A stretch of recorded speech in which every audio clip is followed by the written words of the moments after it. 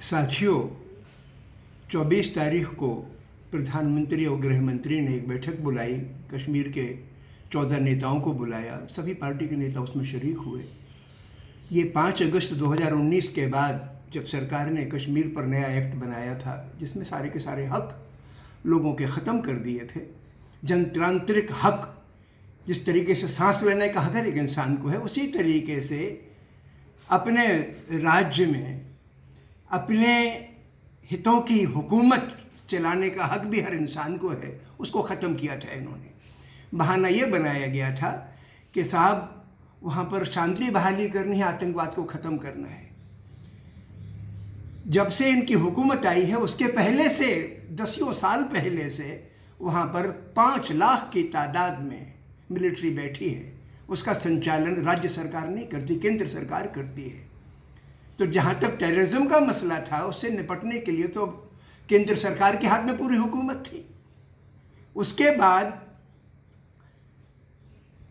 इन लोगों ने, या हमारी केंद्रीय सरकार ने उन लोगों पर इतना अविश्वास किया कि सारी पार्टी के नेताओं को कैद कर लिया या नज़रबंद कर दिया।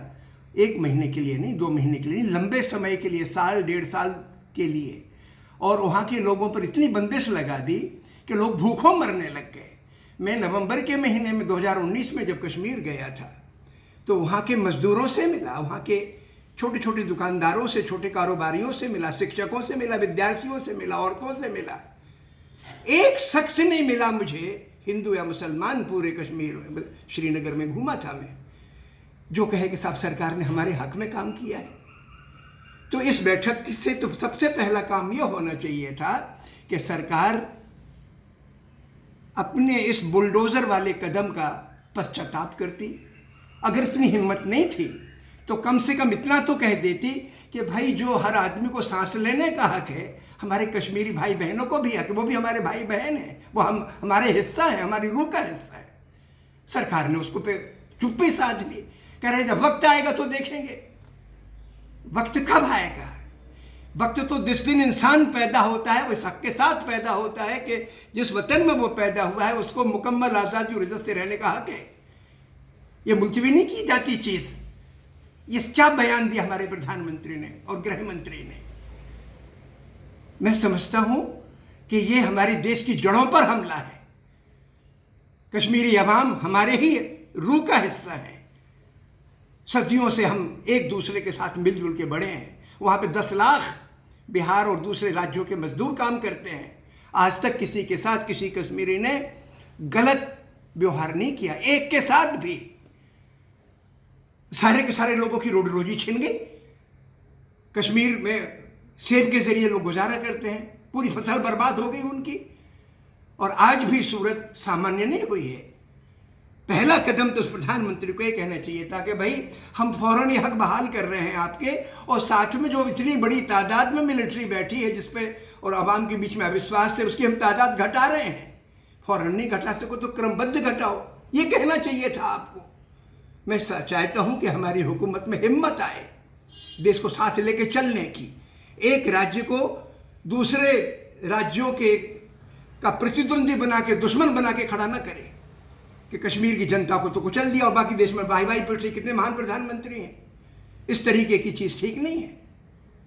तो एक बात तो मुझे ये कहनी है कि ये जो मीटिंग आपने बुलाई, मुल्क का लाखों रुपए खर्च हुआ होगा, ज़रूर इसमें खर्च हुआ होगा, उस पर ऐसी चीज़ की पुनरावृत्ति ना हो। लोग तो कह रहे हैं कि साहब ये स्टार्टिंग पॉइंट है। स्टार्टिंग पॉइंट की तैयारी होती है, ये तो 0 पॉइंट है, स्टार्टिंग पॉइंट नहीं है। दूसरी बात मैं ये और कहना चाहती हूँ, हमारे मुल्क में एक फरेब पैदा किया जा रहा है। अभी लॉकडाउन चल रहा था तो उसमें बहुत सारे लोग मर गए ऑक्सीजन की कमी की वजह से, और हमारी केंद्रीय सरकार बिल्कुल खामोश बैठी रही, निकम्मी रही। और अब तारीफ की जा रही है कि साहब आपने कितना बड़ा काम कर दिया कि सबको फ्री में वैक्सीन लगवा दी।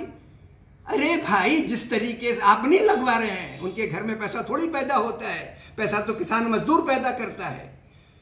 तो अगर फ्री में वैक्सीन लग रही है तो कोई सर प्रधानमंत्री की जेब से पैसा नहीं आ रहा है, ये सारा का सारा अपना उसी किसान मजदूर का है जो जिसके भाई बहन मर गए, जिसकी जिंदा लाशें, जिसकी लाशें नदियों में तैरती फिरी।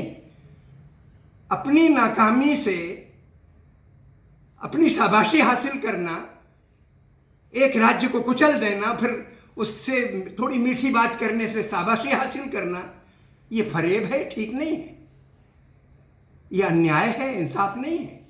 कोई मुल्क झूठ और अन्याय पर आगे बढ़ नहीं सकता।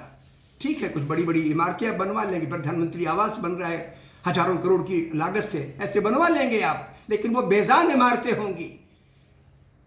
और एक आखिर में बात अपने देशवासियों से कहना चाहता हूं कि अक्सर हम सुनने को मिल जाता है मोदी की नहीं तो कौन। आप समझ लें मोदी जी हैं क्या? हमारे प्रधानमंत्री जरूर हैं, लेकिन प्रधानमंत्री बनना है उनको। प्रधानमंत्री के माने होता है कि वो शख्स जो इस देश की चुने हुए प्रतिनिधियों को साथ लेकर उनके सलाह मशवरे से काम करे। इनके पीछे तो अकेला पीएमओ बैठा है।